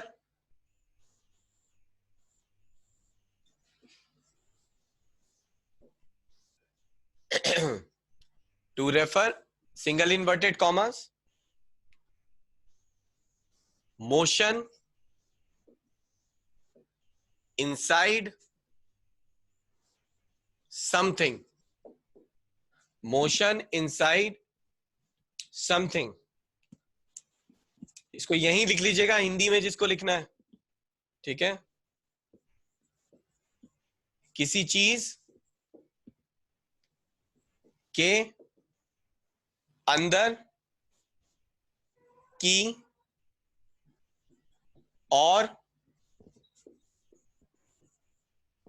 किसी चीज के अंदर की और गति,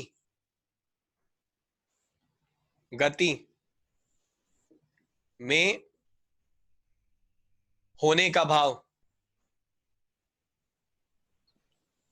इस चीज को हिंदी में यही कहते हैं, मोशन इनसाइड समथिंग. किसी चीज के अंदर की ओर, सॉरी, किसी चीज के अंदर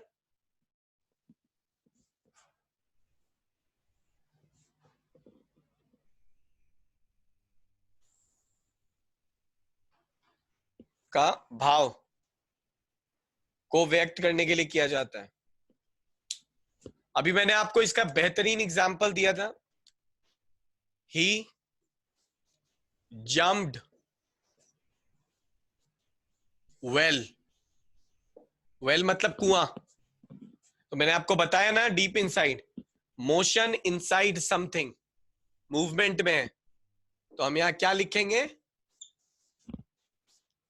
ही जम्प्ड इनटू द वेल। ठीक है, और एग्जांपल लिखना है लिख लो, एक और लिख लो, द रॉबर्स, डकैत, ठीक है ना, ब्रोक इनटू द हाउस।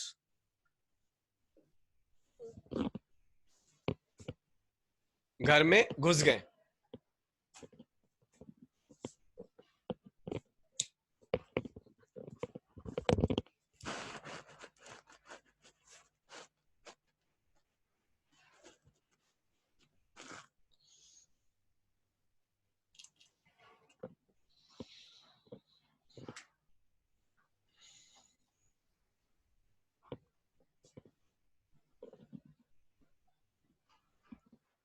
लिख लिया आप सबने? जी सर। पक्का? किसी को कुछ पूछना है? कानौर में कुछ पूछना चाह रहे हो? पूछो। माइक नहीं चल रहा, लेकिन कुछ पूछना है? नहीं? सब समझ में आ गया? ठीक।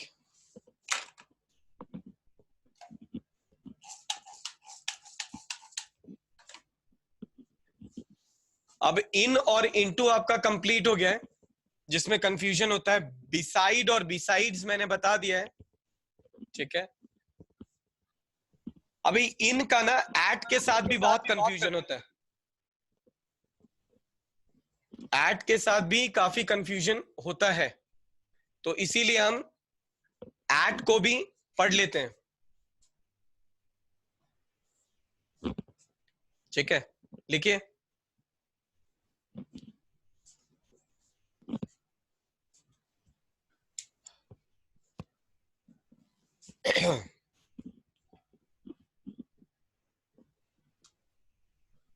सबसे पहला स्मॉल स्पैन।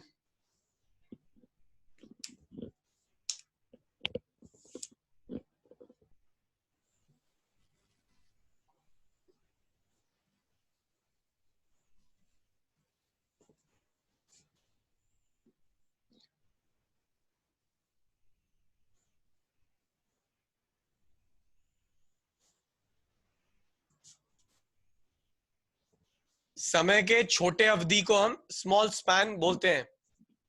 इसके आगे एट का यूज होगा। एग्जाम्पल,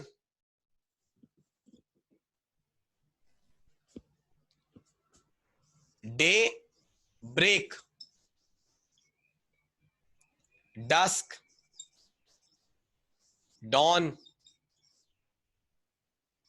मिडनाइट,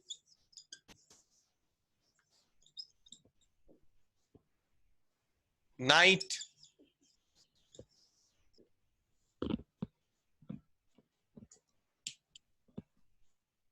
इन सभी जगह एट का प्रयोग होगा। इन सब के आगे एट का प्रयोग होगा, क्योंकि ये सभी शब्द जो हैं, ये आपको क्या दिखा रहे हैं? ये सभी शब्द आपको समय के छोटे अवधि को दिखा रहे हैं। लिख लीजिए,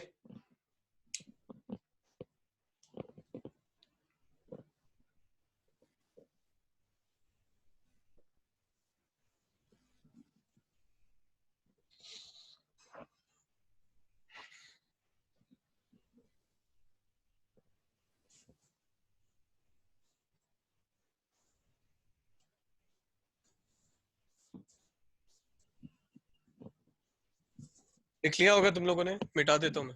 जी सर।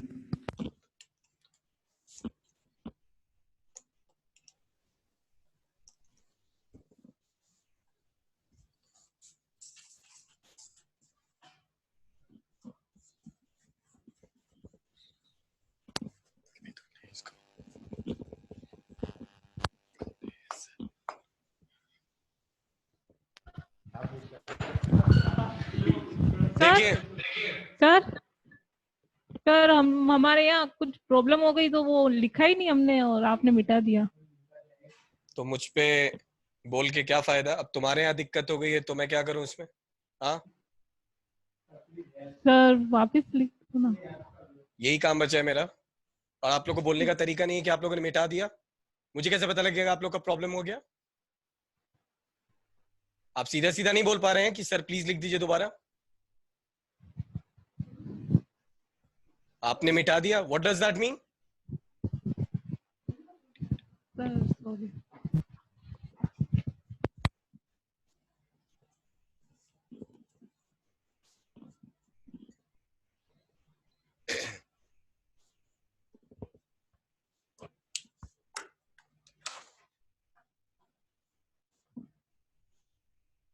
बाकी बच्चे रुकिएगा अभी,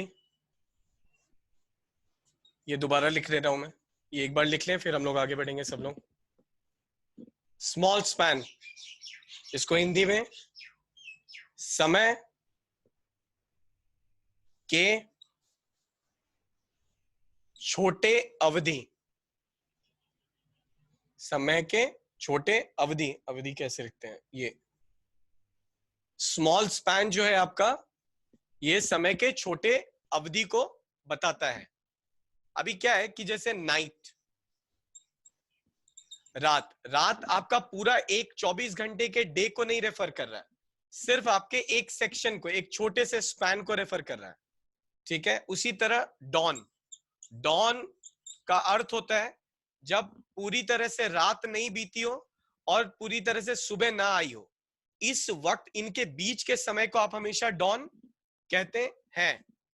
मध्य रात्रि को मिडनाइट। ठीक है, अब इन सब के साथ एट का प्रयोग होता है क्योंकि ये सभी शब्द इनको रेफर करते हैं।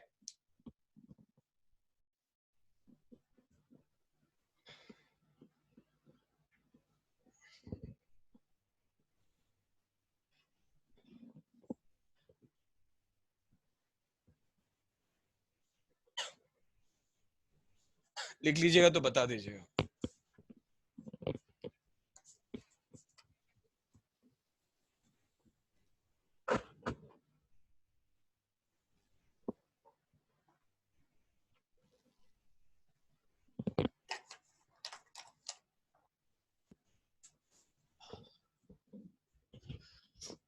अभी लिख लिया?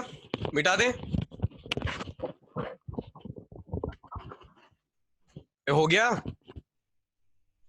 मुझे लगता है कि वहां अभी भी कनेक्शन की दिक्कत है। चलिए मैं इसको मिटा नहीं रहा हूं। ठीक है, आप लोग को बोर्ड का ये हिस्सा तो दिख ही रहा होगा। जब उधर से वो बता देंगे तो फिर मिटा दिया जाएगा। ठीक है ना। नेक्स्ट रूल, कुछ ऐसे शब्द हैं जिनके आगे हमेशा एट का प्रयोग होगा। ठीक है, तो आपका नेक्स्ट रूल जो है, तो आप लिखिए words which take at, words which take at. अब ये वर्ड है प्लेटफॉर्म, इसके आगे एट का प्रयोग होगा हमेशा। थिएटर, थिएटर एट का प्रयोग होगा आगे। अभी मैं बड़ा बड़ा लिख रहा हूं, ध्यान देना। लेक्चर, लेक्चर के साथ भी एट का प्रयोग होगा। कॉलेज, कॉलेज के साथ भी एट का प्रयोग होगा। कि मैं एट मिटा दे रहा हूं, थोड़ी सी जगह मिल जाएगी हमें। ये ऊपर वाला पोर्शन, ये कानूर में आप लोगों ने ये लिख लिया है, मिटा दूं मैं? ठीक है,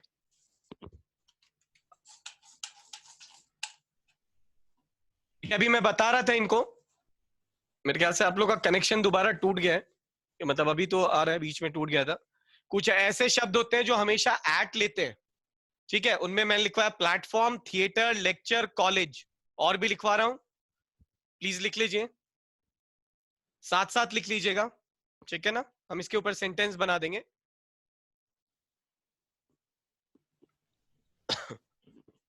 bottom, BOTTOM, bottom. Station,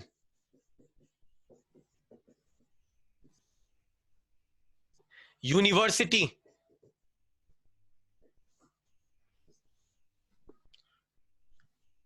the top. सबके आगे द भी लगेगा, लेकिन मैं लगाना नहीं चाह रहा हूं. वैसे आप लगाना चाहें तो लगा ही दीजिए यार, फिर आप लोग को कंफ्यूजन नहीं होना चाहिए. ठीक है ना? जहां जहां द लग रहा है मैं लगा दे रहा हूं.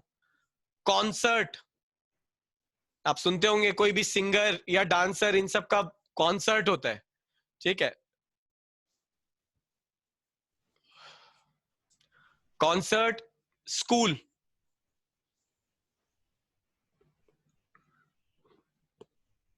एयरपोर्ट,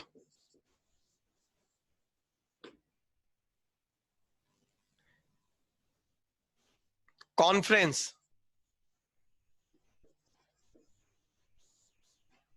इन सभी शब्द एक्सेट्रा, लास्ट में जो भी शब्द लिखे उसके बाद एक्सेट्रा, और भी बहुत होते हैं. ठीक है ना?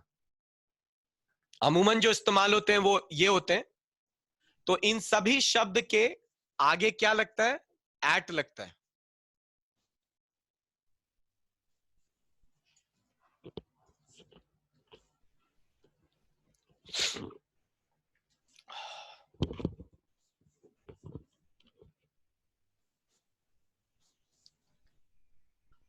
अब हम लोग यहां से मंडे को कंटिन्यू करेंगे. मंडे को हम लोग ये करके कंप्लीट प्रीपोजिशन कंजंक्शन कंप्लीट करेंगे. ठीक है? चलिए, bye bye, have a nice weekend, enjoy कीजिए. Thank you sir.